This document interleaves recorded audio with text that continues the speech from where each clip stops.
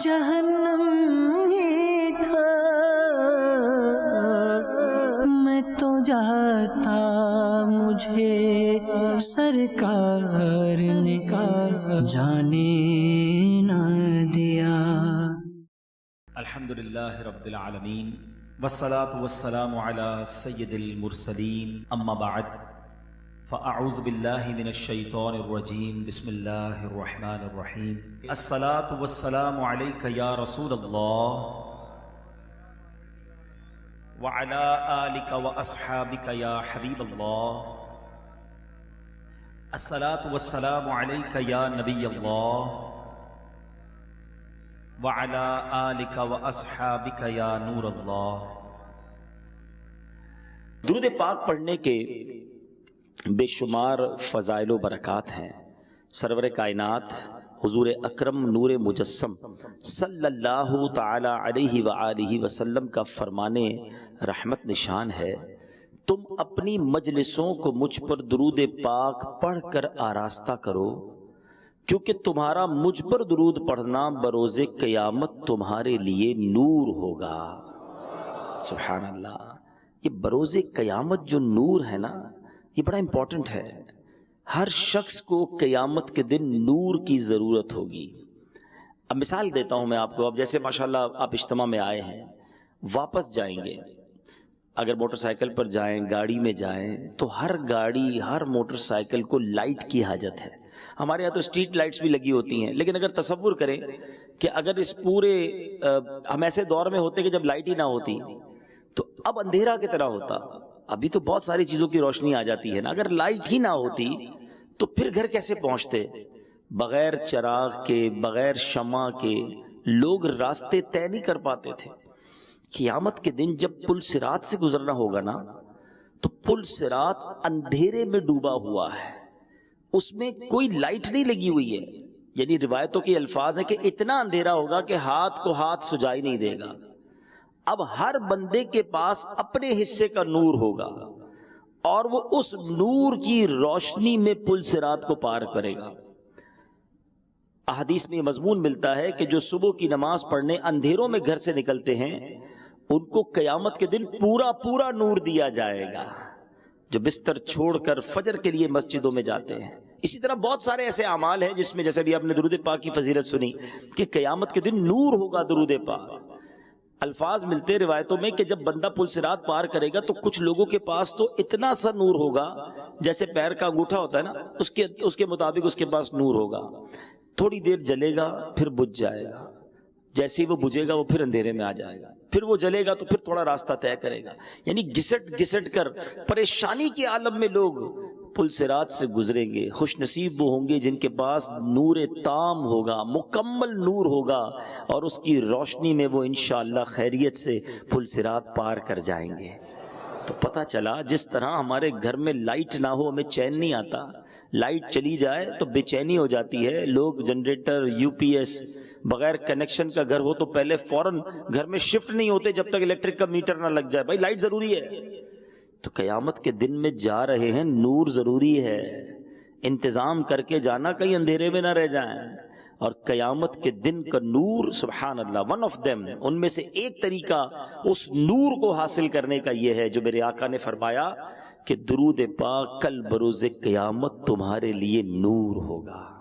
آپ چاہتے ہیں کہ بہت زبردست نور ہمارے ساتھ ہو تو زیادہ درود پاک پڑھیے، کثرت سے درود پاک پڑھیے۔ اور سبحان اللہ، درود پاک کا نور تو ایسا نور ہے، درود پاک کی نورانیت تو ایسی نورانیت ہے کہ جو دنیا میں پڑھتا ہے نا، قیامت کو تو ملے گا ہی ملے گا، ابھی سے چہرہ نورانی ہونا شروع ہو جاتا ہے، اس کی زندگی میں بھی نور داخل ہونا شروع ہو جاتا ہے، رحمتیں برسنا شروع ہو جاتی ہیں۔ جمعرات بھری مراد، کہتے ہیں نا بزرگوں کی الفاظ ہوا کرتے تھے، اور واقعی یہ بھری مراد ہے۔ روایتوں کے الفاظ ملتے ہیں کہ جمعرات کو جو دعا مانگی جائے وہ رد نہیں ہوتی، وہ لوٹائی نہیں جاتی۔ خاص دعا مانگنے کی بھی رات ہے اور خاص درود پڑھنے کی بھی رات ہے۔ احادیث میں جمعرات کی رات اور جمعے کے دن کے درود کے فضائل الگ سے لکھے، احادیث الگ سے میرے آقا نے بیان فرمائی ہیں۔ تو پیارے اسلامی بھائیوں، جب بھی جمعرات آئے، جب بھی جمعہ کا دن آئے، کثرت کے ساتھ درود پاک پڑھیں. اللہ پاک مجھے بھی اور آپ کو بھی کثرت سے درود پاک پڑھنے کی توفیق عطا فرمائے. محبت کے ساتھ بآواز بلند درود پاک پڑھیں گے. صلو علی الحبیب صلی اللہ تعالی علی محمد صلی اللہ علیہ وسلم. پڑھتا رہوں کثرت سے درود ان پہ صدا میں، پڑھتا رہوں کثرت سے درود ان پہ صدا میں، اور ذکر کا بھی شوق پے غوث و رضا دے.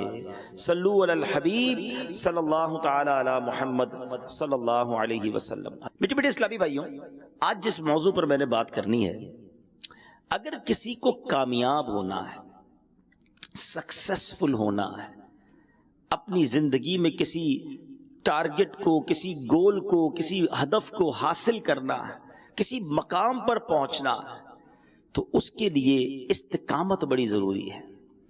اور یہ صرف دین کے معاملات میں نہیں، کسی کو دنیا میں ترقی کرنی ہے، کسی کو کاروبار میں ترقی کرنی ہے، کسی کو جناب کسی بھی فیلڈ میں ترقی کرنی ہے، اس کے اندر استقامت کا ہونا بڑا ضروری ہے.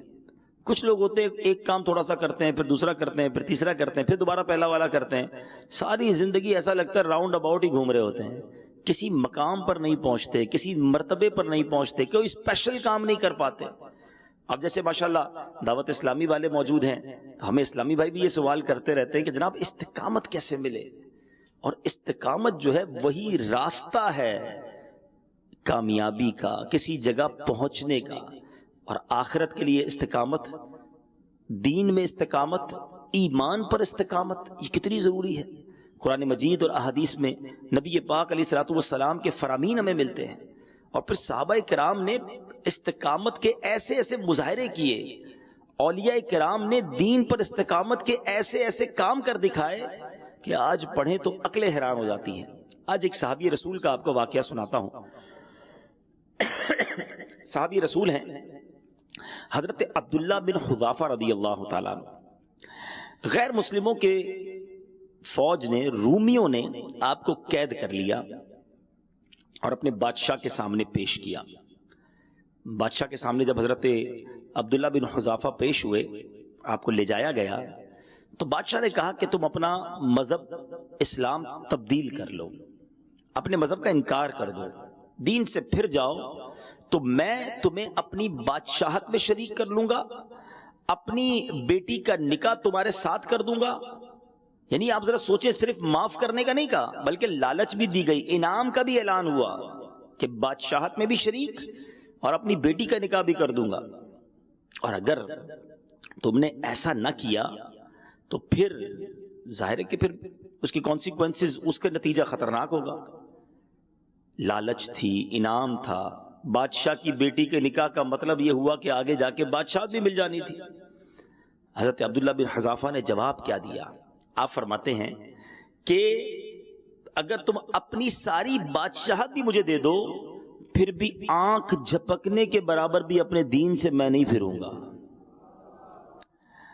اچھا، اب بادشاہ جو ہے اس نے کہا کہ پھر تو میں تجھے قتل کر دوں گا، اب زبردست طریقے سے عبرت کا نشان بنا دوں گا. حضرت عبداللہ بن حذافہ نے کہا کہ آپ کو اختیار ہے، آپ کو جو چاہے کرنا ہے کریں، میں اپنے دین سے پھرنے والا نہیں. میں نے نبی پاک کی غلامی اختیار کی، اللہ وحدہ لا شریک کو اپنا رب مانا ہے، آپ کو جو کرنا ہے کر لیں، دین سے میں پھرنے والا نہیں ہوں. اب کیا ہوا؟ بادشاہ کے حکم سے تیر اندازوں کو بلایا گیا، باقاعدہ یوں سمجھیے کہ حضرت عبداللہ بن حذافہ کو سامنے کھڑا کیا گیا، اور اب تیر برسانے والے ماہر وہ کھڑے کر دیے گئے، اور اب بار بار آپ کے جسم پر تیر برسائے گئے. پتھر نہیں، تیر جو جسم میں پیوست ہو جاتا ہے. آپ کو تیر لگتے جاتے اور آپ بار بار یہ کہتے کہ میں نے اپنے دین کو نہیں چھوڑنا ہے. تیر برسانے والے کہتے اپنے دین کو چھوڑ دو، پھر جاؤ اپنے دین سے. آپ صبر و استقلال کے پیکر بنے رہے، فرماتے ہرگز نہیں. اب آخر بادشاہ نے کیا کہا کہ ان کو سولی سے اتارا جائے. جسم جو ہے وہ زخموں سے چور چور ہو چکا تھا، کا سولی سے اتارو اور پیتل کی بنی ہوئی دیگ میں تیل ڈالو اور اس کے نیچے آگ جلاؤ. تیل ڈالا گیا، شدید آگ جلائی گئی، تیل کھولنے لگ گیا. آپ کو خوف زدہ کرنے کے لیے کیا کیا گیا ایک مسلمان قیدی کو لایا گیا اور اس کھولتے ہوئے تیل میں ڈال دیا گیا. اس شخص کا گرم تیل میں جیسے ہی ڈالا گیا گوشت جل گیا، فقط ہڈیاں چمک کر اوپر آ گئی. اب آپ سے کہا گیا ابھی بھی آخری موقع ہے، ایمان سے پھر جاؤ، ورنہ جو اس کا حال ہوا ہے وہی حال تمہارا ہوگا. ہمارا مذہب قبول کر لو ورنہ تمہیں بھی اس دیگ میں ڈال دیا جائے گا. اللہ اکبر. تصور کرتے جانا میرے پیارے اسلامی بھائی، کبھی زندگی میں اللہ نہ کرے ایسا امتحان میرا اور آپ کا لیا جائے تو ہمارا کیا حال ہوگا. آپ نے کیا کہا؟ آپ فرماتے ہیں میں اپنے دین کو ہرگز نہیں چھوڑوں گا، تم نے جو کرنا ہے کر لو. اب بادشاہ نے حکم دیا کہ ان کو بھی آگ میں ڈال دیا جائے. حضرت عبداللہ بن حذافہ کو اٹھایا گیا، جیسے ہی اٹھا کر آگ میں ڈالا جانے لگا آپ کی آنکھوں سے ٹپ ٹپ آنسو گرنا شروع ہو گئے. بادشاہ نے کہا رک جاؤ رک جاؤ، واپس لاؤ. وہ سمجھا کہ اب آگ میں اس دیگ میں جانے کے خوف کی وجہ سے اب آپ کو زندگی سے محبت ہے، پیار ہے، غم ہو رہا ہے، رو رہے ہیں. تو کہا کہ کیا وجہ ہے؟ اب احساس ہو گیا تمہیں زندگی کتنی قیمتی ہے، اب آنسو بہ رہے ہیں تمہارے، ابھی بھی موقع ہے، بتاؤ پھر جاؤ اپنے دین سے. اللہ اکبر. حضرت عبداللہ بن حذافہ کیا کہتے ہیں؟ فرماتے ہیں میں اس لیے نہیں رو رہا کہ مجھے دیگ میں ڈالا جا رہا ہے، دنیا مجھ سے چھٹ رہی ہے، میں اس لیے رو رہا ہوں کہ میرے پاس ایک ہی جان ہے جسے میں راہ خدا میں قربان کر رہا ہوں. کاش میرے جسم کے ہر ہر حصے میں ایک ایک جان ہوتی اور وہ سب جانے میں اللہ کی راہ میں قربان کر دیتا. میں اور آپ شعر پڑھتے ہیں، میں اور آپ نعرے لگاتے ہیں، یہ ایک جان کیا ہے اگر ہو کروڑوں، یہ ایک جان کیا ہے اگر ہو کروڑوں، تیرے نام پر سب کو وارا کروں میں، تیرے نام پر سر کو قربان کر کے تیرے سر سے صدقے اتارا کروں میں. صحابہ کرام نے یہ پروف کیا، یہ ثابت کیا کہ ان کے نزدیک سب کچھ اللہ اور اس کے رسول کی اطاعت ہے. ایمان کی قدر کتنی تھی. حالانکہ بعض صورتوں میں جب جان جانے کا خوف ہو تو ایک طرح کی اجازت ملتی ہے کہ ظالم کے سامنے کچھ دیر کے لیے اس کی بات مان لی جائے، مگر دل ایمان سے معمور ہو، دل میں اللہ وحدہ لا شریک ہی کا خیال ہو اور اسی کو اپنا رب مانا جائے. جان بچانے کے لیے بعض صورتوں میں اجازت ملتی ہے، مگر اللہ والوں کی شان نرالی ہوتی ہے. وہ ایک لمحے کے لیے بھی اپنی زبان سے بھی یہ ادا کرنے کے لیے تیار نہ ہوتے. اے میرے میٹھے اسلامی بھائیوں، دیکھا آپ نے استقامت تھی تو کیسی تھی. یہ لوگ استقامت کے پہاڑ تھے، بڑی تکلیفیں، بڑی آزمائشیں آئیں صحابہ کرام پر، پھر اولیاء کرام پر. جس پنجتن پاک کی غلامی کا میں اور آپ دعویٰ کرتے ہیں، محرم کے دنوں میں خوب ان کا چرچا کرتے ہیں، ان کی لنگر پکاتے ہیں، ذرا سوچئے نا کیسا استقامت تھی، وہ کیسا مظہر تھا. بچے پیاسے، عورتیں پیاسی، 3 دن تک کوفہ میں پیاسا رکھا گیا کربلا کے میدان میں، مگر سر کٹوا دیا، سر جھکایا نہیں باطل کے آگے. نانا کے دین کے لیے نانا کے نواسے رضی اللہ تعالیٰ عنہ نے سارا گھر لٹا دیا. یہ وہ لوگ تھے میرے میٹھے اسلامی بھائیوں جن کو اللہ نے دین پر کیسی استقامت دی تھی. اور آج ہمارا حال کیا ہے؟ تیر برسانا تو دور کی بات ہے، جان لینا تو دور کی بات. ہمیں کوئی محبت سے نہ ملے تو ہم کہتے ہیں بھائی میں نے اب دین کا کام نہیں کرنا ہے. میں تو بڑی محبت سے گیا تھا دعوت نیکی کی دعوت دینے، بیان کرنے، درس کرنے، اس کو اجتماع کے لیے بلانے، اس کو جناب نماز کے لیے بلانے. میرا بات ہی صحیح طریقے سے نہیں سنی، مجھے جھاڑ دیا ہے، میری بےعزتی کر دی. میں نے نہیں کرنا اب نیکی کا کام. معاذ اللہ. کچھ لوگ مسجد سے دور ہو جاتے ہیں، کیوں؟ وہ امام صاحب نے ڈانٹ دیا تھا، وہ فلاں کمیٹی والوں سے ہماری نہیں بنتی، اب مسجد نہیں جانا، نماز ہی پڑھنا چھوڑ دی. یہ محبت ہے دین سے، یہ استقامت ہے دین پر. صحابہ کرام کو کوئلوں پہ لٹایا گیا، تپتی ہوئی ریت پہ لٹایا گیا. اتنا مارتے تھے کہ لوگ سمجھتے یہ مر گئے ہیں، ان کا انتقال ہو گیا، چھوڑ کے چلے جاتے تھے. اتنا مار کے حال برا ہو جاتا تھا. جب ہوش آتا تھا زبان پر ایک ہی جملہ ہوتا تھا، لا الہ الا اللہ محمد الرسول اللہ. اے کراچی میں، پاکستان میں، ہندوستان میں مسلمان گھروں میں پیدا ہونے والوں، قدر کرو اپنے ایمان کی. یہ اتنا آسانی سے اسلام نہیں پھیلا ہے, اتنی آسانی سے دین کی دعوت عام نہیں ہوئی ہے. بڑی تکلیفیں اٹھائی ہیں اللہ والوں نے, وطن چھڑوا دیے, شہر چھڑوا دیے, کاروبار چھین لیا گیا, سب کچھ لٹ گیا, مگر استقامت تھی. انہیں پتا تھا کہ اللہ کی راہ پر استقامت ہی کامیابی دلائے گی, اور وہی درکار ہے. اللہ اکبر. قرآن مجید فرقان حمید میں اللہ تعالیٰ کیا ارشاد فرماتا ہے, بے شک وہ جنہوں نے کہا ہمارا رب اللہ ہے, پھر اس پر قائم رہے, ان پر فرشتے اترتے ہیں کہ نہ ڈرو اور نہ غم کرو اور خوش ہو اس جنت پر جس کا تمہیں وعدہ دیا جاتا ہے. اللہ اکبر. جو لوگ اللہ کی بات پر, ایمان پر قائم رہتے ہیں, پھر فرشتے آ کے بشارتیں سناتے ہیں, جنت کا وعدہ بتاتے ہیں. اللہ اکبر. الفاظ تو سنیں کیا کہتے ہیں فرشتے, نہ ڈرو اور نہ غم کرو اور خوش ہو اس جنت پر جس کا تمہیں وعدہ دیا جاتا ہے. جنت کا وعدہ ہے ان کے ساتھ جو استقامت کے ساتھ ڈٹے ہوئے ہیں, جو اللہ کے احکام کو پریورٹی دیتے ہیں. سب سے زیادہ ضروری ہے رب کی ماننا, شریعت کی ماننا, نبی پاک کی ماننا. آج پرابلم یہ ہے ہم سب کی مانتے ہیں, رب کی نہیں مانتے ہیں. ہم باقی لوگوں کو راضی کرنے کے چکر میں رب کو ناراض کر رہے ہیں.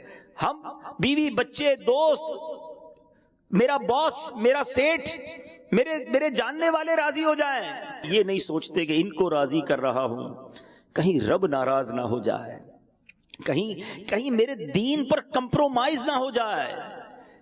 لوگ جناب شریعت کی بات کو, ایمان کی بات کو بہت پیچھے لے جاتے ہیں. ایسا نہیں ہے. میں مسلمان ہوں, آپ مسلمان ہیں, ہماری زندگی میں سب سے پہلی چیز ایمان ہے, سب سے اہم چیز ہمارا دین ہے, اور سب سے پہلی رضا اللہ اور اس کے رسول کی رضا ہے. ذرا سوچیں تو صحیح, کیا ہماری زندگی میں یہ سب کچھ ہے؟ آج تھوڑے سے پیسے ہماری استقامت ختم کر دیتے ہیں, تھوڑا سا ماحول تبدیل ہوا تو نماز کی استقامت ختم. کئی بار کئی لوگوں نے نماز شروع کی, بڑی ہمت کے ساتھ شروع کی, 4 5 6 دن بعد کسی نے دل توڑ دیا, سستی چھا گئی, کسی نے کسی اور کام پہ لگا دیا, پھر استقامت ختم, نماز چلی گئی. قرآن پاک روز پڑھوں گا, پکی نیت کی, 2 4 دن قرآن پڑھنا شروع کیا, پھر چھوٹ گئی قرآن کی عادت. کیا ہے یہ؟ سوچیں, اپنے آپ سے سوال کریں. لیکن گناہوں کی معاملات میں ایسی استقامت ہے کہ چھڑوانا چاہیں تو بھی نہیں چھوٹتی ہے. روز جس کو فلمیں دیکھنی ہیں دیکھ ہی رہا ہے, جس کو گانے سننے روز سنتا ہے, جس کو کوئی بھی حرام کام کرنا ہے کچھ بھی ہو جائے وہ کرتا ہی کرتا ہے. باقی چیزوں پر استقامت ہے, یعنی اللہ کی نافرمانی پر استقامت ہے. اسی طرح دنیا کے بہت سارے معاملات میں استقامت ہے. نوکری پہ جانا کوئی نہیں چھوڑتا, جس کی اپنی دکان ہے کاروبار پہ روز جائے گا, کچھ بھی کر لے پھر بھی جائے گا. تھوڑا بہت سر میں درد ہے, نماز چھوڑ دے گا, دکان پہ پھر بھی جائے گا. سوچے نا, ایسا نہیں ہے کہ ہماری لائف میں استقامت نہیں ہے. نہیں جناب, ایسے پکے ہیں کچھ لوگ تو ساری زندگی کچھ کام کرتے اور پابندی سے کرتے ہیں. جن کی واکنگ کی عادت ہے وہ روز واکنگ کریں گے, صحت کا خیال رکھیں گے, ٹیبلٹ روز کھاتے ہیں. یعنی زندگی کے بہت سارے معاملات بڑے پکے ہیں. اگر گڑبڑ ہے تو وہ دین کے معاملات میں ہی ہے, اللہ رسول کے فرامین پر ہی ہے, آخرت کی تیاری میں ہی استقامت چلی جاتی ہے. کبھی آئے اجتماع میں پھر چلے گئے 6 مہینے کے لیے, کبھی گئے مدنی قافلے میں پکی نیت کی ہر مہینے جاؤں گا, پھر غائب ہو گئے. سوچیں, یہ شیطان ہمیں استقامت نہیں پانے دیتا. اور کیا خوبصورت فرمان ہے, الاستقامت فوق الکرامت. استقامت جو ہے نا یہ کرامت سے زیادہ افضل ہے. کچھ لوگ کہتے ہیں یار کرامت دکھاؤ, بزرگ وہ اچھا ہوتا ہے جس کی کرامت ہوتی ہے. کرامت تو ٹھیک ہے, لیکن ہر اللہ کے ولی کے لیے کرامت ضروری نہیں. جس کے اندر استقامت ہے وہ کرامت سے بھی بڑھ کے ہے. پابندی سے نماز پڑھنے والا, پابندی سے قرآن پڑھنے والا, پابندی سے درود پڑھنے والا, پابندی سے صدقہ خیرات کرنے والا, پابندی سے لوگوں کے ساتھ اچھے اخلاق اپنانے والا, وہ کمال کا آدمی ہے. نہیں جاتی اس کی نماز, کچھ بھی ہو جائے, نہیں کرتا وہ حرام کام, کچھ بھی ہو جائے, ارے وہ کمال کا آدمی ہے جس کے اندر یہ چیزوں کی استقامت ہے. لیکن آج میں نے اور آپ نے یہ چیک کرنا ہے کہ میری لائف میں, کبھی موقع ملے نا میں ایک مشورہ دیتا ہوں, ایک کاغذ قلم لے اور صبح سے شام تک وہ کون سے کام ہے جو ہم پابندی سے کرتے ہیں, ہر روز کرتے ہیں, اس کی لسٹ بنائیں. تو آپ کو پتا چلے گا کہ میری لسٹ میں میری دنیا اور معاذ اللہ بعض گناہوں کی عادتیں تو بڑی پکی ہیں, دین کی عادتیں اتنی پکی نہیں ہیں. استقامت نہیں ہے۔ اے وہ لوگوں جو دین پر استقامت حاصل کیے ہوئے ہو، تمہیں مبارک ہو۔ جو نمازوں پر استقامت جن کو ہے، جن کو عبادتوں پر، قرآن پر، نیکی کے کاموں پر استقامت ہے، تمہیں مبارک ہو۔ سنو سبحان اللہ، رب فرماتا ہے، اللہ فرماتا ہے بے شک وہ جنہوں نے کہا ہمارا رب اللہ ہے، پھر اس پر قائم رہے، مسلمان ہوئے، ایمان پایا اور اب ڈٹ گئے، مسلمان ہونے کا حق ادا کیا، ان پر فرشتے اترتے ہیں کہ نہ ڈرو اور نہ غم کرو اور خوش ہو اس جنت پر جس کا تمہیں وعدہ دیا جاتا ہے۔ اب مفتی قاسم صاحب نے تفسیر صراط الجنان میں اس آیت کی تفسیر کتنی پیاری بیان کی۔ آپ فرماتے ہیں بے شک وہ لوگ جنہوں نے اللہ پاک کے رب ہونے اور اس کی وحدانیت کا اقرار کرتے ہوئے کہا کہ ہمارا رب صرف اللہ پاک ہے، پھر وہ اس اقرار اور اس کے تقاضوں پر ثابت قدم رہے، اللہ پاک کی طرف سے فرشتے اترتے ہیں اور انہیں یہ بشارت دیتے ہیں اور کہتے ہیں تم آخرت میں پیش آنے والے حالات سے نہ ڈرو اور اہل و عیال وغیرہ میں سے جو کچھ پیچھے چھوڑ آئے اس کا غم نہ کرو اور اس جنت پر خوش ہو جاؤ جس کا تم سے دنیا میں اللہ پاک کے رسولوں کی مقدس زبان سے وعدہ کیا جاتا تھا۔ سبحان اللہ، اللہ کرے کہ یہ بشارت، یہ خوشخبری ہم سب کو بھی نصیب ہو جائے، اللہ ایسی استقامت دے کہ فرشتوں کے ذریعے ہمیں خوشخبری سنائی جائے۔ سبحان اللہ، امیر اہل سنت جبھی تو ایمان پر، استقامت پر کس قدر بار بار ہمیں ذہن دیتے ہیں، اپنے اشعار کے ذریعے، اپنے مدنی مذاکروں میں کتنی فکر نظر آتی ہے ان کے اندر ایمان پر استقامت کی۔ آج پرابلم کیا ہے؟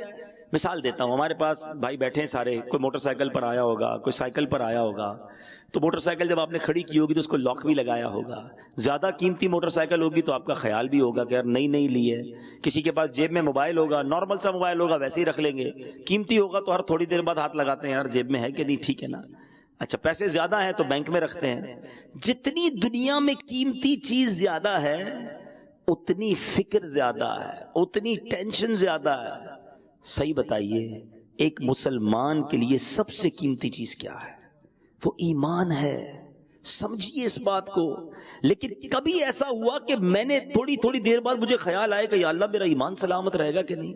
کبھی رات کو جس طرح کسی کی نئی گاڑی ہو اور باہر کھڑی ہو تو وہ گھر سے باہر کر کے دیکھ رہا ہوتا ہے، یہ گیلری سے دیکھ رہا ہوتا ہے گاڑی ٹھیک ہے کہ نہیں، کبھی اس طرح رات کو بستر سے اٹھ گئے گھبرا کر کہ یار میرا ایمان میرے پاس رہے گا کہ نہیں، سلامت رہے گا کہ نہیں، اللہ سے دعائیں مانگی۔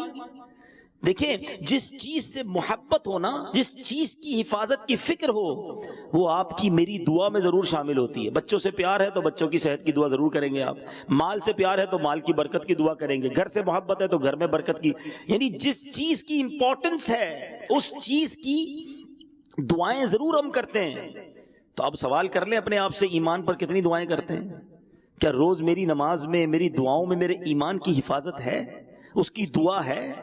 اللہ کے حبیب صلی اللہ تعالیٰ علیہ وسلم کی دعا سنیے، حالانکہ نبی پاک وہ ہیں جن کے صدقے مجھے اور آپ کو ایمان ملا ہے۔ ان کے قلب اقدس کی تو حالت یہ ہے کہ ان کے قلب، ان کے دل پر پڑنے والے نور کی برکت سے ہمارے دل منور ہوا کرتے ہیں۔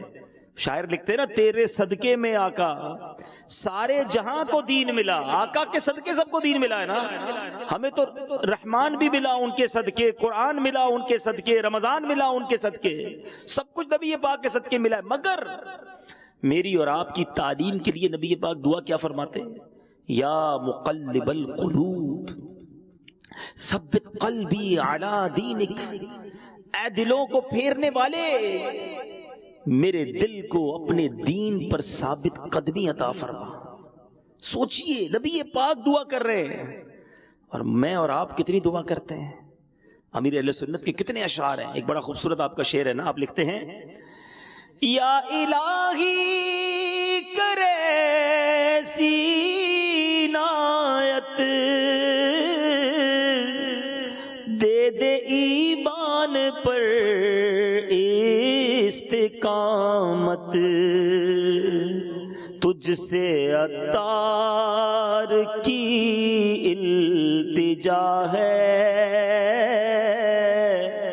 یا خدا، تجھ سے میری دعا ہے۔ آمین آمین بجاہ نبی۔ فکر کرو، بلکہ سیدی اعلیٰ حضرت امام اہل سنت تو یہاں تک لکھتے ہیں، جس کا مضمون ہے کہ جس شخص کو اپنے ایمان کی حفاظت کی فکر نہیں ہوتی نا، ڈر ہے کہ مرتے وقت اس کا ایمان اس سے چھین لیا جائے گا.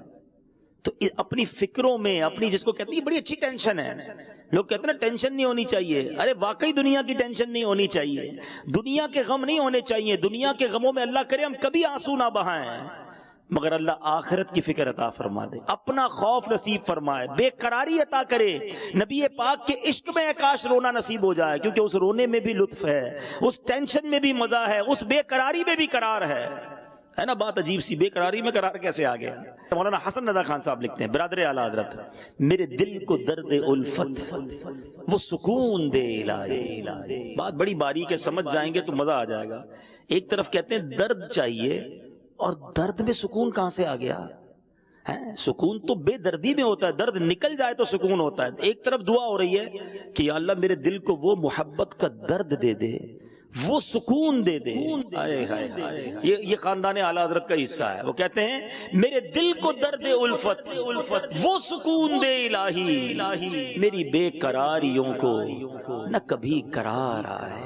یعنی میں بے قرار ہی رہوں نبی پاک کی یاد میں، دنیا کے مال کے لیے نہیں، دنیا کی مشکلوں کے لیے نہیں. اللہ مجھے دنیا کے غموں سے بچا لے اور اپنا اور اپنے حبیب کا غم نصیب فرما دے. ایک اور جگہ سیدی اعلیٰ حضرت لکھتے ہیں نا، جان ہے عشق مصطفیٰ روز فزوں کرے خدا، جس کو ہو درد کا مزہ نازے دوا اٹھائے. کیا کمال کی بات ہے، درد میں کبھی مزہ ہوتا ہے؟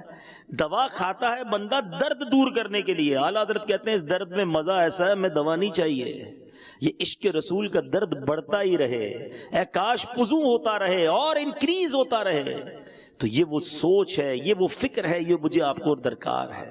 اللہ کرے کہ میرے اور آپ کی، کہتے نا، نیند اڑ جائے. لیکن نیند کیوں اڑے؟ کہ پیسے چلے گئے، قرضہ ادا کرنا ہے، بچے بیمار ہیں، اللہ ان غموں سے بچائے رکھے، مجھے بھی بچائے اور آپ کو بھی بچائے رکھے. دعا کرو، کہو آمین.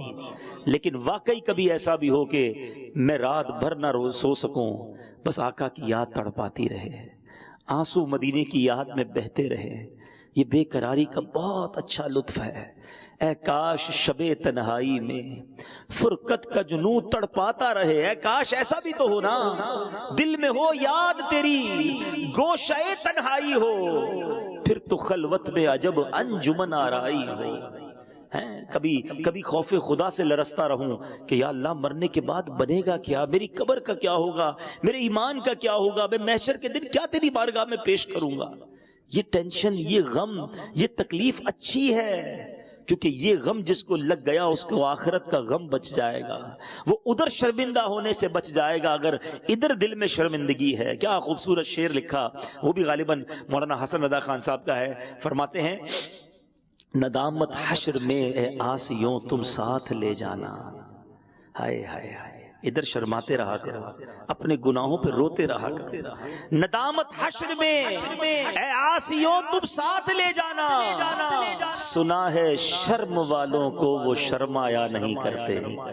جو شرم والے ہیں، جو ادھر ہی روتے رہتے ہیں، جو ادھر ہی نادم رہتے ہیں، ادھر بچ جائیں گے. جو ادھر جیدار ہیں، نہیں جناب کچھ نہیں ہوتا، میں گناہ کرتا ہوں تو کیا ہوا، سارا پاکستان گناہ کرتا ہے، سارے ہی لوگ گناہ کرتے ہیں. ایسے نہیں ہونا چاہیے.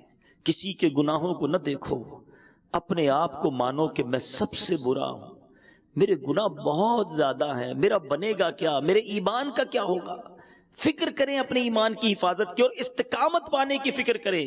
اللہ مجھے بھی استقامت عطا فرمائے اور آپ کو بھی دین پر استقامت نصیب فرمائے. اور اس میں ایک اور بات یاد رکھیں، کسی کے پاس گارنٹی نہیں ہے. ماشاءاللہ اسلامی بھائی بیٹھے ہیں، طلباء بیٹھے ہیں، ہو سکتا ہے علماء بھی بیٹھے ہوں. اگر میں دیندار بن گیا، چہرے پہ داڑھی آ گئی، سر پر امامہ آ گیا، 5 وقت نمازی بن گیا، دین کی دعوت دینے والا بن گیا، او جناب میری تو واہ واہ بڑی ہے، میں تو دیندار کہلاتا ہوں، اب سیٹسفائی ہو گیا کہ اب تو بس ایمان سلامت ہو گیا. نہیں، بڑے بڑے علماء، ارے میری اور آپ کی اوقات کیا ہے. جس پیر صاحب کے دامن سے وابستہ ہے نا، پیران پیر شیخ عبد القادر جیلانی، غوث پاک کا مرتبہ یہ ہے کہ غوث پاک کے بارے میں آتا ہے، علماء فرماتے اللہ نے وہ مرتبہ دیا ہے، آج بھی اگر کسی کو ولایت ملتی ہے تو غوث پاک کے در سے ملتی ہے. ہماری آپ کی اوقات نہیں. بریلی کے تاجدار لکھتے ہیں، سر بھلا کیا کوئی جانے کہ ہے کیسا تیرا، اولیاء ملتے ہیں آنکھیں وہ ہے تلوہ تیرا. یہ مرتبہ ہے غوث پاک کا. مگر سیدی غوث اعظم ایک بار کہتے ہیں لوگ کہہ رہے ہیں آج عید کا دن ہے، عید کا دن ہے۔ عبد القادر کے لیے عید کا دن وہ ہوگا جب اپنا ایمان سلامت لے کر قبر میں جائے گا۔ ذرا سوچئے، اتنی فکر، اتنی ٹینشن۔ بھول گئے وہ عید کا دن جب مدینے کے لوگ حضرت عمر رضی اللہ تعالیٰ عنہ کے دروازے پر گئے تھے، دروازہ کھٹکھٹایا کہ امیر المومنین کو عید مبارک کہیں گے، آج کچھ روزے رکھ لیں، کچھ نمازیں پڑھ لیں، حج عمرہ کر لیں، تھوڑی صدقہ خیرات کر دیں۔ لوگوں کے پیر ہی زمین پر نہیں رہتے، کہتے جناب میں بڑا نیک، میں بڑا اللہ والا۔ سنو، وہ عمر جس کے بارے میں نبی پاک فرماتے میرے بعد کوئی نبی ہوتا تو عمر ہوتا۔ عمر جس گلی سے گزر جائے اس گلی سے شیطان نہیں گزرتا، وہ عمر رضی اللہ تعالیٰ عنہ۔ دروازہ کھٹکھٹایا گیا، دروازہ کھلتا ہے، آپ کی آنکھوں میں آنسو ہیں۔ اہل مدینہ کہتے ہیں امیر المومنین عید کا دن ہے، عید کے دن بھی کوئی روتا ہے، آج آپ کی آنکھوں میں آنسو کیوں ہیں؟ کیا فرمایا؟ فرماتے عید تو ان لوگوں کے لیے ہے جنہیں یہ پتا ہو کہ ان کے روزے قبول ہو گئے، عبادتیں قبول ہو گئی۔ عمر یہ نہیں جانتا کہ اس کی عبادتیں قبول ہوئیں یا اس کے منہ پہ مار دی گئی، محروم کر دیا گیا۔ یہ ٹینشن، یہ فکر، یہ بڑی اچھی ہے، یہ محبوب ہے، یہ اللہ والوں کا طریقہ ہے۔ ہمیں کیا ٹینشن ہے؟ کاروبار کا کیا ہوگا، نوکری کا کیا ہوگا، پیسوں کا کیا ہوگا، بچوں کا کیا ہوگا۔ حالانکہ یاد رکھو ہم بڑے عجیب لوگ ہیں، جس چیز کی گارنٹی ہے نا اس کی ٹینشن لی ہوئی ہے، جس کی گارنٹی نہیں اس کی ٹینشن ہی کوئی نہیں۔ سب کے ساتھ رزق کا وعدہ ہے، میرے اور آپ کے مقدر میں جو لکھا ہے وہ گھر آ کر مل جائے گا۔ مغفرت کا وعدہ نہیں ہے، جنت میں جانے کا وعدہ نہیں ملا، ایمان سلامت لے کر قبر میں جائیں گے اس کی کوئی گارنٹی نہیں ہے۔ سچ بتاؤ ٹینشن کس کی ہونی چاہیے تھی؟ ہے جنت میں جاؤں گا کہ نہیں، ایمان سلامت رہے گا کہ نہیں، اس کی کوئی ٹینشن نہیں کسی کو۔ ٹینشن ہے تو دنیا کی ہے۔ اپنے دین کی فکر کریں، اپنے ایمان کی فکر کریں اور اس پر استقامت کی فکر کریں۔ سبحان اللہ، کیسے کیسے استقامت کے پہاڑ تھے، بزرگان دین کے واقعات پڑھا کریں۔ استقامت کیسے حاصل ہو اس کا ایک طریقہ یہ ہے اللہ والوں کے واقعات پڑھیں جن لوگوں نے قربانیاں دی راہ خدا میں۔ ایک صحابی رسول تھے جن کا نام ہے حضرت خباب رضی اللہ تعالیٰ عنہ۔ حضرت عمر کا دور تھا، حضرت عمر کی ایک بار نظر حضرت خباب کی پیٹھ پر پڑ گئی تو آپ نے دیکھا کہ ساری پیٹھ پر سفید زخموں کے نشان ہیں نا، وائٹ وائٹ جیسے جلی ہوئی نہیں ہوتی۔ تو آپ نے کہا کہ اے خباب یہ تمہاری پیٹھ کو کیا ہو گیا، یہ پیٹھ پہ ایسے نشان کیوں ہیں؟ حضرت خباب رضی اللہ تعالیٰ عنہ کیا فرماتے ہیں؟ آپ کہتے ہیں اے امیر المومنین آپ کو ان زخموں کی کیا خبر؟ یہ اس وقت کی بات ہے جب آپ ننگی تلوار لے کر جناب رسول پاک صلی اللہ علیہ وسلم کو شہید کرنے کے لیے دوڑتے پھرتے تھے۔ اس وقت بھی ہم نے اپنے دل میں محبت رسول کا چراغ جلایا ہوا تھا اور مسلمان ہوئے۔ مسلمان تو کیا ہوئے، ظلم و ستم کے پہاڑ ٹوٹنے لگے۔ اس وقت غیر مسلموں نے مجھ کو آگ کے جلتے ہوئے کوئلوں پر پیٹھ کے بل لٹا دیا۔ کبھی کسی کوئلے پر پیر پڑا ہے؟ کبھی کوئی چنگاری ہاتھ پر لگی ہے؟ کبھی سگریٹ جلتا ہو اور غلطی سے پیر پڑ جائے چیخ نکل جاتی ہے؟ ایک سگریٹ یا ایک کوئلہ نہیں، تپتے ہوئے جلتے ہوئے کوئلوں پر حضرت خباب کہتے ہیں مجھے لٹا دیا گیا۔ میری پیٹھ سے اتنی چربی پگھلی کہ اس چربی نے جا کر کوئلوں کو بجھا دیا۔ میں گھنٹوں بے ہوش رہا اے عمر، مگر رب کریم کی قسم جب مجھے ہوش آیا سب سے پہلے جو زبان پر کلمہ جاری ہوا لا الہ الا اللہ محمد الرسول اللہ صلی اللہ تعالی علیہ وسلم تھا۔ حضرت امیر المومنین حضرت عمر نے جب یہ سنا تو آپ دیدہ ہو گئے، بے قرار ہو گئے۔ کہتے ہیں خباب قمیص اٹھاؤ تمہاری اس پیٹھ کی زیارت کروں۔ یہ پیٹھ کتنی مبارک اور مقدس ہے جو محبت رسول کی خاطر آگ میں جلائی گئی ہے۔ آج میں اور آپ کلمہ پڑھیں کوئی روکنے والا نہیں، ادھر کلمہ پڑھنے پر مار پڑتی تھی۔ اذان دیتے تو مارا جاتا، سجدہ کرتے تو مارا جاتا، طواف کرتے تو مارا جاتا، اللہ ایک ہے کہتے تو مارا جاتا۔ آج مسجدوں میں لائٹیں ہیں، پنکھے ہیں، قالین ہیں، بلایا جاتا ہے، مائک پر اذان ہوتی ہے حی علی الفلاح حی علی الصلاح، مگر پھر بھی مسجد جانے کا ٹائم نہیں نکالتے ہیں۔ آج کلمہ کتنی بار پڑھتے ہو؟ ارے یاد کرو ان صحابہ کرام کو جو ترستے تھے کلمہ پڑھنے کو کہ کلمہ پڑھتے مار پڑتی تھی۔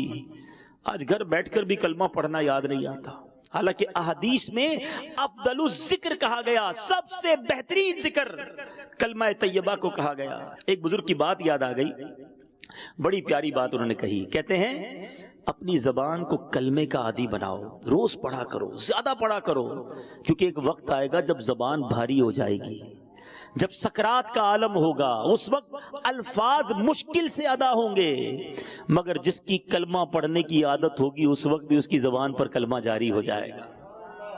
اب اس کو اس تھوڑا ایگزامپل سے سمجھتے ہیں. کچھ لوگوں کی گالیاں دینے کی عادت ہوتی ہے, معاذ اللہ, بری باتیں کرنے کی عادت ہوتی ہے. اب ایسے لوگ جب کہیں گاڑی میں جا رہے ہوتے ہیں, موٹر سائیکل پہ جا رہے ہوتے ہیں, اور اچانک کوئی گاڑی سامنے سے نکلتی ہے اور بریک لگانا پڑتا ہے, ایکسیڈنٹ سے بچتے ہیں, ان کی زبان پر کیا نکلتا ہے؟ ان کی زبان پر اس وقت بھی گالی نکلتی ہے. جھٹکا لگتا ہے تو وہی نکلتا ہے جو اندر ہوتا ہے. اور ماشاءاللہ جن کی زبان پر کلمہ, یا رسول اللہ, یا غوث اعظم, بزرگوں کی باتیں ہوتی ہیں, اگر ایسی کوئی کیفیت ہوتی بھی ہے, اچانک سے بریک بھی لگتا ہے, تو الحمدللہ ان کی زبان پر کلمہ پاکی جاری ہوتے دیکھا, یا رسول اللہ کی صدا بلند ہوتے دیکھی, یا غوث اعظم زبان سے نکلتے دیکھا. کیوں؟ کہ ان کی زندگی اس ذکر میں گزر رہی ہے. تو زبان کو کلمے کا عادی بنائیں, ذکر و اذکار کا عادی بنائیں, اچھی باتوں کا عادی بنائیں, تاکہ مرتے وقت بھی زبان پر جو ہے وہ کلمہ طیبہ آسانی سے جاری ہو جائے. تو سبحان اللہ, حضرت خباب کو جلا دیا گیا, آپ کی پیٹھ کوئلوں پر اس طرح لٹایا کہ چربی پگھلی اور کوئلے بجھ گئے, مگر کلمہ نہ چھوڑا, ایمان نہ چھوڑا. مگر آج تھوڑے پیسے ایمان چھڑوا رہے ہیں. ہمارے مسلمان کہلانے والے کسی ملک میں شفٹ ہونے کے لیے اپنے ایمان کو بیچ دیتے ہیں کسی ملک کے ویزا کے لیے. تھوڑے پیسے نظر آ جائیں تو اپنی اسلام کی تعلیمات کو چھوڑ دیتے ہیں. نہیں سنا کہ سود لینے والا, سود دینے والا ایسا ہے کہ اللہ سے جنگ کرنے والا ہے. تھوڑے پیسے تمہیں رب سے جنگ کروا دیتے ہیں. سوچو, رشوت دینے والا, رشوت لینے والا دونوں جہنمی ہیں. مگر تھوڑا کام نکلوانا ہے یا تھوڑی سیٹ مل گئی کہ اب تو موقع ملا ہے پیسے کمانے کا, یہ تھوڑے پیسے تمہیں جہنم کی طرف لے جا رہے ہیں. کدھر گیا ایمان, کدھر گئی دین سے محبت؟ لوگ کہتے ہیں غلامی رسول میں موت بھی قبول ہے, مگر یہ کیسی غلامی ہے کہ جب تمہارے گھر میں شادی آتی ہے, تمہارے بچوں کا کوئی فنکشن آتا ہے, تو ہر وہ کام تمہارے گھر میں ہوتا ہے جو نبی پاک کو بنا تھا, پیارے آقا علیہ الصلوۃ والسلام جس سے ناراض ہوتے ہیں. ناچ گانے, تاش, جوا, شراب, ارے کیا نہیں ہوتا آج ہماری شادیوں میں. اور لوگ کہے بھی جناب آپ تو میلاد منانے والے نمازی, آپ کے گھر میں کیا ہو رہا ہے؟ تو جواب کیا دیتے ہیں؟ بھائی بچوں کی خوشی ہے, کرنا پڑتا ہے. یعنی بچوں کی خوشی کے لیے تم اپنے نبی کو ناراض کر رہے ہو, اللہ رسول کے احکامات کو پامال کر رہے ہو. یہ کون سی استقامت ہے؟ ارے مزہ یہی ہے, یاد رکھو کربلا والوں کو گھر میں بیٹھ کر پنکھوں میں آزمایا نہیں گیا تھا. تپتے صحرا میں 3 دن کے بھوکے پیاسے تھے, لیکن نانا کے نواسوں نے کیا کیا؟ پانی لے کر معاذ اللہ یزید کی بیعت نہ کر لی, سر کٹا دیا, مگر اسلام کے پرچم کو بلند کر دیا. قتل حسین اصل میں مرگ یزید ہے, اسلام زندہ ہوتا ہے ہر کربلا کے بعد. امام حسین کا, آل رسول کا احسان ہے, رہتی دنیا پر ہم سب پر احسان ہے کربلا والوں کا کہ انہوں نے سر نہ جھکایا تو آج ہم مسلمان ہیں. آج اللہ کی رحمت سے اسلام دنیا کے کونے کونے میں ہے. کون ہے یزید کا نام لینے والا؟ امام حسین کے چاہنے والے ساری دنیا میں آپ کو نظر آئیں گے. تو جن لوگوں نے استقامت پائی, اللہ نے ان کے نام روشن کر دیے, اللہ نے ان کا مقام بلند کر دیا. خواجہ خواجگان خواجہ غریب نواز رحمت اللہ تعالی علیہ جب ہندوستان جاتے ہیں, سارا شہر مخالف, لوگ آپ کو پانی نہیں پوچھتے, آپ کے اونٹوں کو بیٹھنے نہ دیتے تھے. اللہ اکبر, آپ گئے دین پھیلانے تھے, مگر ظلم و ستم تھا. سبحان اللہ, صبر رکھا, استقامت پائی, اپنے کام پہ لگے رہے. 1-2 نہیں, 1-2 ہزار نہیں, میرے خواجہ نے 90 لاکھ غیر مسلموں کو مسلمان بنا دیا. ارے پاک و ہند والوں پر میرے خواجہ کا احسان ہے. آج ہم گھر بیٹھے مسلمان ہوتے ہیں, پیدا ہوتے ہی پہلی بات کان میں اذان سنائی دیتی ہے. کیسے؟ یہ قربانیاں دی بڑوں نے, استقامت پائی. چلے جاتے خواجہ بھی واپس کہ لوگ میری سنتے نہیں ہیں, میں بھی جاتا ہوں اپنے وطن. نہیں گئے, ادھر ہی مزار بن گیا, ادھر ہی رہے, مگر لوگوں کی تقدیریں بدل گئے. اور پھر اللہ نے کیسا مقام دیا مجھے بتاؤ نا. 800 سال سے زیادہ وقت ہو چکا ہے خواجہ صاحب کو دنیا سے گئے ہوئے, مگر دنیا کا کون سا کونا ہے, کون سا مسلمان ہے جس کے دل پر میرے خواجہ کی حکومت نہیں ہے؟ استقامت اللہ کو بڑی پسند ہے. استقامت اور قربانی دو, اللہ تمہیں عروج عطا فرما دے گا. مگر یہ بات بات پر ٹرن ہو جانا, کمپرومائز کر لینا, ارے جناب چلتا ہے, کیا کرے پورا معاشرہ ہی ایسا ہو گیا ہے, نہیں جناب سارا محلہ غلط کرتا ہے, ہماری مارکیٹ میں سبھی جھوٹ بولتے ہیں, ارے جناب اگر ہم ملاوٹ نہیں کریں گے تو کوئی دوسرا اپنا مال بیچ جائے گا, نہیں جناب بھلائی کا زمانہ نہیں ہے, ہمیں بھی اپنی ڈیوٹی میں ڈنڈی مارنی پڑے گی. اے میرے وہ بھائیوں جو تھوڑے سے پیسوں کے لیے, تھوڑی سی دنیا کی لذت کے لیے اپنے رب کو ناراض کرتے ہو, اپنے دین اور اپنے ایمان پر کمپرومائز کرتے ہو, ایسا نہ کرو. اپنے حصے کا دیا جلائے رکھنا, اپنے حصے کا چراغ جلائے رکھنا, اپنے حصے کی روشنی آپ نے جلائے رکھنی ہے, کیونکہ قبر میں الگ جانا ہے, اکیلے جانا ہے. بھلے سارا معاشرہ غلط کرتا ہو, میں تو آقا کی بارگاہ میں پیش کر سکوں کہ حضور میں آپ کا امتی اپنے حصے کا چراغ جلا کر آیا ہوں, میں سچ بولتا رہا, میں نے حرام نہیں کمایا, حضور میں اپنی آنکھوں کی حفاظت کرتا رہا, میرے سامنے بڑا نفع آتا تھا مگر وہ حرام ہوتا تھا, حضور میں اسے حاصل نہ کرتا, مجھے آپ کے فرامین یاد تھے, اللہ کا فرمان معلوم تھا, میں حرام کی طرف نہ گیا, میں استقامت پاتا رہا. تو اے میرے میٹھے اسلامی بھائیوں, پھر ایسا بندہ جب بارگاہ رسالت میں, ایسا بندہ جب قیامت کے دن حاضر ہوگا نا, پھر دیکھو اس کے ساتھ کیا ہوگا. سبحان اللہ. سیدی اعلیٰ حضرت کہتے ہیں نا, انہیں جانا انہیں مانا نہ رکھا غیر سے کام. یہی فوکس کر لو, آقا راضی ہونے چاہیے, کیونکہ آقا راضی ہوں گے تو رب راضی ہو جائے گا. انہیں جانا انہیں مانا نہ رکھا غیر سے کام, للہ الحمد میں دنیا سے مسلمان گیا. پھر خیر ہی خیر ہے, آقا راضی, ان کے صدقے ان کا رب راضی, ہم سے راضی ہو گیا, پھر اچھا ہی اچھا ہے آخرت کے سارے معاملات. اور صرف آخرت اچھی نہیں ہونی ہے, یہ بھی آپ کو بتا دوں. مجھے ایک بات بتائیں, جو بندہ رب کو راضی کر لے, اللہ کے حبیب کو دنیا میں راضی کر لے, تو کیا اس کی دنیا خراب ہو جائے گی؟ دنیا بنانے والا کون ہے؟ میرا رب ہے نا. رزق دینے والا وہ ہے, خوشیاں دینے والا وہ ہے, برکت دینے والا وہ ہے, غموں سے نکالنے والا وہ ہے. جب وہی راضی ہے تو دنیا بھی اچھی کر دے گا. وہ رحمان دنیا والآخرہ ہے. میرا رب دنیا میں بھی رحمان ہے اور آخرت کا بھی رحمان ہے, تو اسے راضی کرو, وہ سب راضی ہو جائے گا, سب بہتر ہو جائے گا. میں ایک آخری روایت سنا کر اپنی گفتگو کو ختم کرتا ہوں. بڑی خوبصورت روایت ہے, اور یہ ہمارے آج کے دور میں بہت بڑی تعداد کے لیے یوں سمجھیے کہ زبردست اگزامپل ہے. روایت کا مضمون یہ ہے کہ کچھ لوگ مخلوق کو راضی کرنے کے لیے اللہ کو ناراض کر دیتے ہیں, اور ایک وقت آتا ہے مخلوق بھی ان سے ناراض ہو جاتی ہے, کچھ بھی نہیں بچتا, بندے بھی ناراض, بھول گئے رب بھی ناراض, کیونکہ ساری زندگی بندوں کو راضی کرنے کے لیے لگے رہنا. اب مثال کے طور پہ کچھ لوگ ہوتے ہیں جو ایسا شعبہ اختیار کرتے جو ہوتا ہی حرام ہے, میں نام نہیں لیتا, آپ سمجھ جائیں گے کہ انٹرٹینمنٹ کرنے کے چکر میں, لوگوں کو راضی کرنے کے چکر میں ایسے ایسے کام کرتے ہیں جو سارا حرام ہوتا ہے. لوگ بڑے فین بن جاتے ہیں, بڑے لوگ چاہنے والے بن جاتے ہیں, رب کو ناراض کر رہے ہوتے ہیں. تھوڑے عرصے کے بعد جب ان کا وہ عروج ختم ہوتا ہے تو ہم نے ان لوگوں کا حال دیکھا ہے. مرنے کے بعد جنازے کو کاندھا دینے والے لوگ نہیں ہوتے, قبر میں پہنچ جائیں تو اب ان کی کوئی برسی منانے والا, ایصال ثواب کرنے والا کوئی نہیں ہوتا, بلکہ وہ اتنے بدنصیب ہوتے ہیں کہ ان کی برسی میں بھی ان کی فلمیں چلائی جاتی ہیں, ان کے گانے چلائے جاتے ہیں. معاذ اللہ. کیوں زندگی گزاری تھی؟ لوگوں کو راضی کرنے کے لیے. اللہ کو ناراض کر لیا, بندے بھی بھول گئے, رب بھی ناراض ہے. اس روایت کا اگلا حصہ سنو. میرے آقا فرماتے کچھ لوگ وہ ہوتے ہیں, حدیث پاک کا مضمون ہے, جو اللہ کو راضی کرتے ہیں, زندگی گزارتے ہیں, بندے ناراض ہو جاتے ہیں, مگر ایک وقت ہوتا ہے اللہ بندوں کو بھی راضی کر دیتا ہے. بتاؤ کامیاب کون ہے؟ واقعی شروع میں بندے ناراض ہوں گے آپ سے, آپ کو پذیرائی نہیں ملے گی, آپ کی مخالفت کی جائے گی, حاسدین کھڑے ہو جائیں گے, آپ کے بارے میں باتیں ہوں گی, لیکن اللہ راضی ہے. اگر زندگی ایسی گزاری کہ رب راضی, رب کے حبیب راضی ہیں, پھر غم نہیں چھوڑ دے یہ سارا زمانہ مجھ کو, غم نہیں چھوڑ دے یہ سارا زمانہ مجھ کو, میرے آقا تو ہیں سینے سے لگانے کے لیے.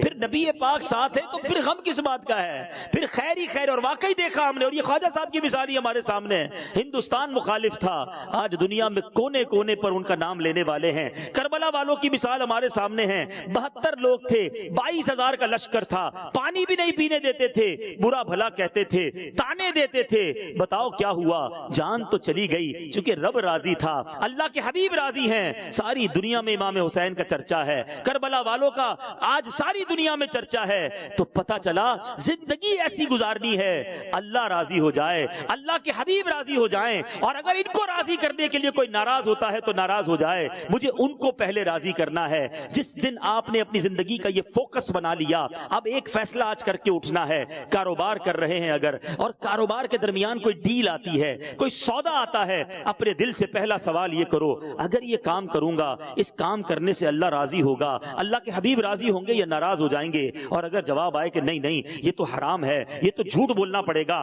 یہ ملاوٹ کرنی پڑے گی، نہیں کرنا مجھے کام۔ اب گھر میں کوئی فنکشن آتا ہے، گھر میں کوئی موقع آتا ہے، گھر والے کہتے ہیں یہ کرنا ہے، فوراً اپنے آپ سے سوال کریں، میں اپنے گھر میں جو کام کرنے جا رہا ہوں اس سے اللہ راضی ہوگا، اللہ کے حبیب راضی ہوں گے یا ناراض ہوں گے؟ جیسے ہی جواب آئے ناراض ہوں گے، نہیں نہیں میں نے یہ کام نہیں کرنا۔ گھر والے بچے کہتے ہیں فلاں جگہ گھومنے چلنا ہے، بالکل اپنے بچوں کے ساتھ آپ انجوائمنٹ کر سکتے ہیں، مگر ہم مسلمان ہیں، ہماری ایک باؤنڈری ہے، شریعت ہمیں ایک حدود دیتی ہے۔ اب اپنے دل سے ہی سوال کر لیں کہ میں اپنی فیملی کو، اپنے بچوں کو جدھر لے جا رہا ہوں، جو کرنے جا رہا ہوں، یہ اللہ کی بارگاہ میں اچھا کام ہے یا یہاں اللہ کی ناراضگی ہے؟ جیسے ہی دل سے جواب آئے کہ یہ تو حرام ہے، یہ منع ہے، انشاءاللہ اس سے رک جائیں۔ جس دن زندگی ایسی گزر گئی نا کہ ہر کام سے پہلے یہ سوال کرنا شروع کر دیا کہ میں نے اللہ کو راضی کرنا ہے، اللہ کے حبیب کو راضی کرنا ہے، یقین کریں آپ ان کو راضی کریں وہ سب کو راضی کر دیں گے، وہ آپ کی دنیا بھی اچھی فرما دیں گے، آپ کی آخرت بھی اچھی ہو جانی ہے۔ اللہ مجھے بھی اس طرح کی استقامت نصیب کر دے، آپ کو بھی یہ استقامت عطا فرمائے، اور یہ استقامت کس طرح بار بار چیک ہو، کس طرح یہ کراس چیک ہو جائے کہ میں نے دن کیسے گزارا، میں نے رات کیسے گزاری، میں نے باتیں کیسی کی، میں نے کاروبار کیسے کیا، میں نے فیملی کے ساتھ وقت کیسے گزارا۔ سبحان اللہ، اللہ سلامت رکھے میرے پیر و مرشد کو، اللہ سلامت رکھے دعوت اسلامی کے مدنی ماحول کو۔ پورے دن کو اگر چیک کرنا ہے تو مدنی انعامات ہمیں عطا کر دیے، خوبصورت ایک 72 سوالات کا گلدستہ عطا کر دیا کہ صبح سے شام تک دن کیسے گزارا، ذرا سونے سے پہلے چیک تو کر لو، نماز پڑھی کہ نہیں، جھوٹ تو نہیں بول دیا، کہیں بد اخلاقی تو نہیں کر دی، کہیں فضول باتیں تو نہیں کر دی، کہیں ماں باپ کو ستا تو نہیں دیا، کہیں حرام تو نہیں کما لیا، کبھی آنکھوں سے حرام تو نہیں دیکھ لیا۔ سبحان اللہ، روز چیک کرتے رہو گے، آہستہ آہستہ بری عادتیں چھٹنا شروع ہو جائیں گی، استقامت ملنا شروع ہو جائے گی، اور اللہ نے چاہا پھر زندگی اللہ کی رضا کے مطابق گزرنا شروع ہو جائے گی۔ اللہ کریم مجھے بھی مدنی انعامات پر عمل کرنا نصیب فرمائے، آپ کو بھی نصیب فرمائے۔ نیت کریں انشاءاللہ کہ آج کے بعد روزانہ مدنی انعامات پر عمل کریں گے انشاءاللہ، محاسبہ کر کے اور چیک کریں گے کہ میری زندگی کیسے گزر رہی ہے، اور ہر کام کرنے سے پہلے ایک سوال اپنے آپ سے ضرور کرنا، جو میں کرنے جا رہا ہوں یہ اللہ کی رضا ہے یا اس کی ناراضگی ہے؟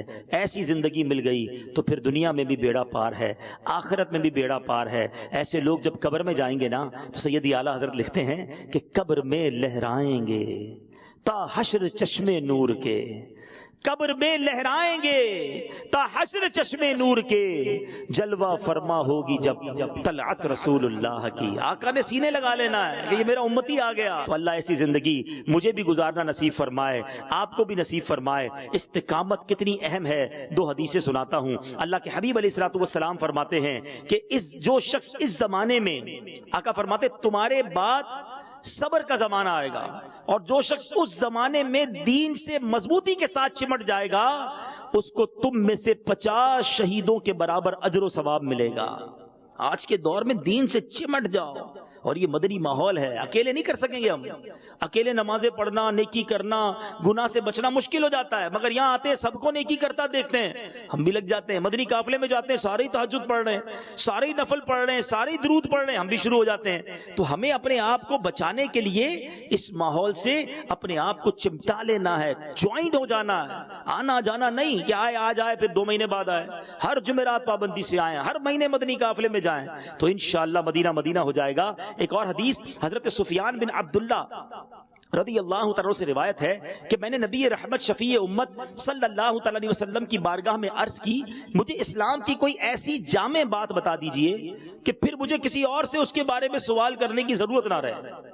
یعنی ایک ہی سوال پوچھا گیا بڑا جامع. اللہ پیارے آقا علیہ الصلوۃ والسلام کی کیا بات ہے، ایک ہی جملہ فرماتے اور کمال فرماتے. نبی پاک نے فرمایا قل آمنت باللہ ثم استقم، یعنی کہو میں اللہ پر ایمان لایا پھر اس پر ثابت قدم رہو. اللہ مجھے اور آپ کو ایمان پر استقامت نصیب فرمائے. اجتماع میں آتے رہیں گے، مدنی قافلوں میں سفر کریں گے، مدنی چینل دیکھتے رہیں گے تو انشاءاللہ استقامت نصیب ہوگی. میرے اعمال کا بدلہ تو جہنم ہی تھا، میں تو جاتا مجھے سرکار نے جانے نہ دیا.